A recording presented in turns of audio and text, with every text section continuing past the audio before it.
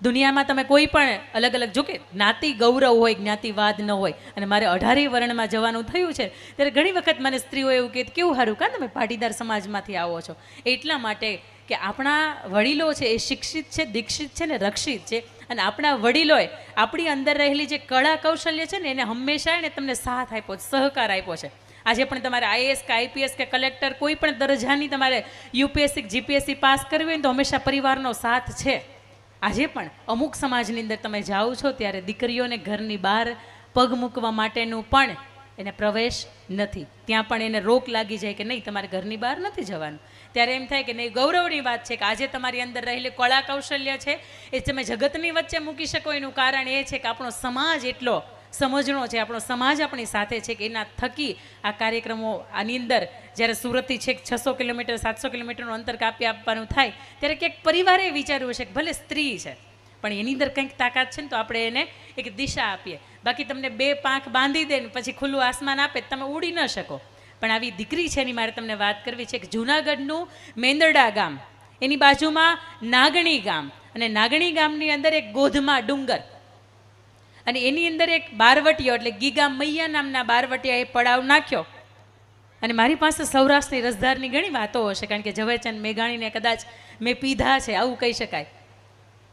એ ગીગો મૈયો આખા ગામની ઉપર પડાવ પાડીને બેઠો, અને લગભગ 20-25 દિવસ થયા હશે આ પટેલની દીકરીને, અને એ લગ્ન થયા અને જોયું કે પોતાનો પતિ છે ને એ વાડીએ રહી ગયો છે અને પોતાના ઘરના બીજા સદસ્યો છે એ ઘરે છે, અને બરાબર એ ગોધમા ડુંગર ઉપર પડાવ પાડ્યો હતો. એટલે આમથી આમ ન જઈ શકાય ને આમથી આમ ન જઈ શકાય. એટલે 2-3 દિવસ ગયા પણ એ દીકરીને અંદરથી શાંતિ ન થાય. દીકરીને એવું થયા કરે કે અમે અહીંયા શાંતિથી સરસ રીતે જમીએ છીએ અને મારો પતિ છે એ ભૂખ્યો છે. એટલે વહેલી સવારમાં ઉઠે, માખણ વલોવે, એ ગોળનો એક વાટક્યો ભરે, દૂધ દહીં છાશ તૈયાર કરે અને સરસ મજાનો રોટલો ઘડે, અને રોટલો ઘડીને શિરામણ તૈયાર કરીને પોતાના પતિને દેવા માટે જતી હોય. એટલે સાસુબા પૂછે ક્યાં હાલ્યા? એટલે ત્યારે સાસુબાને એવું કહે છે કે બા 3 દિવસથી મારા પતિએ ખાધું નથી, મને પેટમાં બળે ને મને એમ થાય કે આ શિરામણ એને અંબાઈ આવું. એટલે ત્યારે સાસુબા એવું કહે છે કે એ ન જવાય, એ લૂંટી લેશે. છતાંય દીકરીને એમ થાય કે નહીં ભલે લૂંટી લે પણ હું તો એને શિરામણ તો પહોંચાડી આવું. અને ત્યારે જેવી આગળ હાલતી થતી હોય એટલે સાસુ એના મેણું મારીને એવું કહે કે તમારો બાપ એ લૂંટી લેશે. અને દીકરીને આ મેણા લાગે એટલે દીકરી એવું કહે છે કે હવે મારે ખરા અર્થની અંદર જોવું છે કે જો એ મારો બાપ હોય ને તો મને કેમ લૂંટે છે. આ 21 વર્ષની દીકરીનું શૌર્ય અને સાહસની હું તમને વાત કરું છું. એ દીકરી એની પાસેના જેટલા પણ ઘરેણા હતા એ બધા જ ઘરેણા પહેરે, એના પિયર પક્ષના બધા ઘરેણા પહેરે, માથે હુંડલો મૂકીને 21 વર્ષની દીકરી આખા ગામની અંદર એમ કહેવાય કે કરફ્યુ થઈ ગયેલું, અને 21 વર્ષની દીકરી છે એ પટેલની દીકરી એ ઘરની બહાર નીકળે છે. જુએ છે કે એના અંગરક્ષકો જે ગીગા મૈયાના જે 2, 5, 10 રક્ષકો હોય ને એ ઊભા હોય ને એવું કે દીકરી તારી પાસે જેટલી પણ માલ મિલકત સત્તા સગવડતાઓ જેટલી પણ તારી પાસે ધન ધાન્ય છે બધું મને આપી દે. એટલે દીકરી એવું કહે છે કે મારે ગીગા બાપુને મળવું છે, તમે મને એની પાસે લઈ જાઓ, હું મારી પાસે જેટલું છે એ બધું આપી દઉં. એટલે એવું કહે છે કે એની પાસે ન જવાય, કારણ કે બારવટિયા હોય ને એને 12 વટ હોય, એ બેન દીકરીને એમને સ્પર્શ કરીને લૂંટી ન લે, દીકરી પાસેથી માંગી લે. પણ તેમ છતાંય એ દીકરીને ના પાડે. એટલે દીકરી એવું કે મને તમે એની પાસે લઈ જાઓ. એટલે એના 4-5 જે દ્વારપાળો એના અંગરક્ષકો હોય એ ગીગા મૈયા પાસે લઈ જાય. ત્યાં જઈને ગીગા બાપુએ પણ ચોંકી જાય કે આ દીકરીને અહીંયા આપણાથી ન લવાય.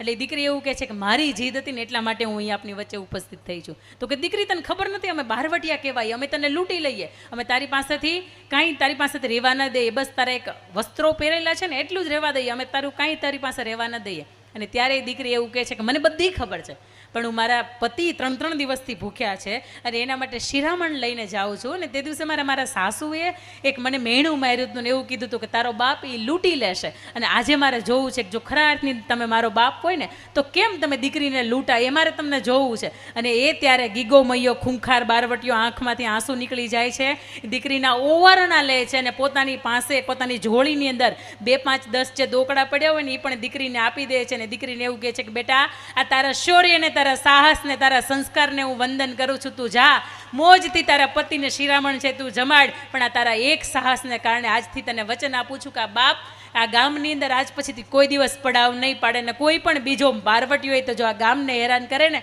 તો યાદ કરજે આ બાપ બેઠો છે. આ 21 વર્ષની દીકરીની તાકાત છે સાહેબ, કે જે દિવસે સમાજની વચ્ચે આખોય સમાજ જ્યારે પાછો પડતો હોય ને ત્યારે દીકરી એવું કે હું શક્તિ છું ને, હું પુરવાર સાબિત કરું. પણ ઘરની અંદર કેવું પડે કે હા થોડાક સંભાળજો, થોડાક ધીમે.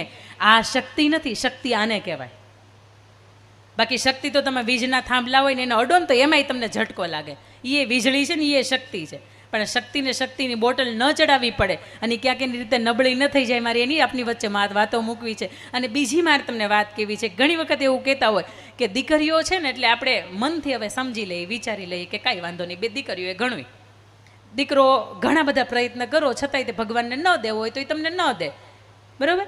પણ છતાંય ઘણા પરિવારને એમ ખાસ કરીને સાસુબાને એમ થતું હોય કે અમારા નાનકો છે ને એની ઘરે 2 દીકરીઓ છે કે દીકરો નથી, પણ બા જેદી કિડની ફેલ થઈ જાહે, જેદી સમય સંજોગે બ્લડ ઘટતું હશે અને દીકરાને તમે વિદેશ પરણાઈને મોકલી દીધો હશે, તેથી દીકરો એમ નહીં કે બા તમારી કિડનીની વ્યવસ્થા હું કરી દઉં છું. સુરેન્દ્રનગરની અંદર એક દીકરીનો કિસ્સો બન્યો હતો, રાજુભાઈ પટેલની દીકરી, કે જ્યારે બાપને બંને કિડની ફેલ થઈ ગઈ સાહેબ, તે દિવસે એ બધા જ ઘર પરિવારની કિડનીની સાથે મેચ કરવામાં આવી. એ દીકરીના મામા અને દીકરી બેની કિડની મળતી હતી અને ત્યારે દીકરીએ એવું કીધું, બાપ તે જન્મ તો આપ્યો પણ આ ઋણ કેદી હું ચૂકવી શકું તારું? મારી કિડની છે ને ડૉક્ટર સાહેબ એ તમે એને લગાવો. એની કિડની છે એ રાજુભાઈ પટેલને સુરેન્દ્રનગરનો હમણાં જ આ ગઈ 8 માર્ચની આસપાસ બનેલો કિસ્સો, એમના પપ્પાને ટ્રાન્સફર કરવામાં આવી. ખબર નહીં શું કિડનીને દીકરીને ઇન્ફેક્શન થયું, એમાંથી કમળોમાંથી કમળી થઈ અને આ થોડાક જ દિવસની અંદર એ દીકરી છે દેહાંત થયું એનું. પણ એ મરતી સમય એટલું બોલી હતી કે બાપે મને જન્મ આપ્યો ને તો આ આખું કદાચ ઉજાળી ન શકી. એ ડૉક્ટર થઈ ગયેલી દીકરી, એ ફાર્માસ્યુટિકલની અંદર એ જોબ કરતી દીકરી, પણ એ દીકરી એવું કીધું હતું કે મને ગર્વ છે કે હું સાચી દીકરી થઈને મારા બાપને આંગણે ઊભી રહી. મોટી રાયણ જેવડું સૌરાષ્ટ્રનું એક નાનકડું ગામ, અને ગામની અંદર એક પતિ પત્ની રહે. આ પણ પટેલ સમાજનો જ આપણો કિસ્સો છે. 2 દીકરીઓ, આખોય સમાજ એવું કે 2 દીકરી એ કઈ દીકરાવાળા ન કહેવાય, એને કઈ સંતાનવાળા તમે ન કહેવાય. એ તો હમણાં કાલ સવારમાં પાન પંખેડું આવશે, એનું પંખીડું ઉડી જાય એટલે તમારું ઘરનું આંગણું છે ને એ ખાલી થઈ જશે. અને ત્યારે એ ભાઈ રણછોડભાઈ એવું કહે કે કંઈ વાંધો નહીં, ભગવાને જે કર્યું એ, પણ 2 દીકરીઓમાં અમે ખુશ છીએ. ધીરે ધીરે કરતાં એ દીકરીઓ મોટી થાય, એકને 10મું આવે, એકને 12મું આવે. એ રણછોડભાઈને પાણી વાળતા વાળતા વિચાર આવે કે દીકરીઓ હવે મોટી થઈ રહી છે, માંડ 8, 10, 15 વીઘાનું ખેતર છે અને એમાંથી દીકરીઓને શિક્ષણનો ખર્ચ કેમ ઉઠાવીશ, એનો ભણતરનો ખર્ચ હું કેમ ઉઠાવીશ, એના ભવિષ્યમાં કેટલાય ખર્ચ આવશે હું કેમ ઉઠાવીશ. અને આ ચિંતાની અંદર એ રણછોડભાઈને એટેક આવે છે. એ માણસનું પ્રાણ પંખેડું ઉડી જાય, ઘર એમ કહેવાય કે નોંધારું થઈ જાય, ઘર ખુલ્લું થઈ જાય, કારણ કે મોભારું છે એ ઘરનું ઉડી જાય અને 3 દિવાલ વધે. બંને દીકરીઓને એક એની માં. પણ બને છે એવું કે જે તે સમયે રણછોડભાઈએ ગામના કોઈ 2-4 વ્યક્તિઓ પાસેથી 3,60,000 રૂપિયા લીધેલા કે એને પાછા આપવા માટે. હજી પોતે બચ્યા નહીં અને એ 3-4, હજી તો 12મું 13મું એની વિધિ પૂરી થાય અને એ જ સમયે ગામના 2-4 લોકો હોય એ આવે ને એવું કે આ વર્ષ જૂનની અંદર થયું, આવતો જૂન આવે એ પહેલાં મને તમારે 3,60,000ની રકમ આપવી પડશે અને ન આપો તો પછી 2 દીકરીઓ છે જ ને. આટલું બોલ્યા ને જતા રહ્યા. અને દીકરીઓને અંદરથી તિખાર્યો થયો કે બાપની હવે હાજરી નથી, ભાઈ આપણે ઠેકાણે નથી અને માં હવે કરી ન શકે, એટલે જે કરવાનું છે ને એ આપણે કરવાનું છે. એટલે પોતાનું ગામ હતું ત્યાંથી એક શહેર થોડુંક નજીક થાય.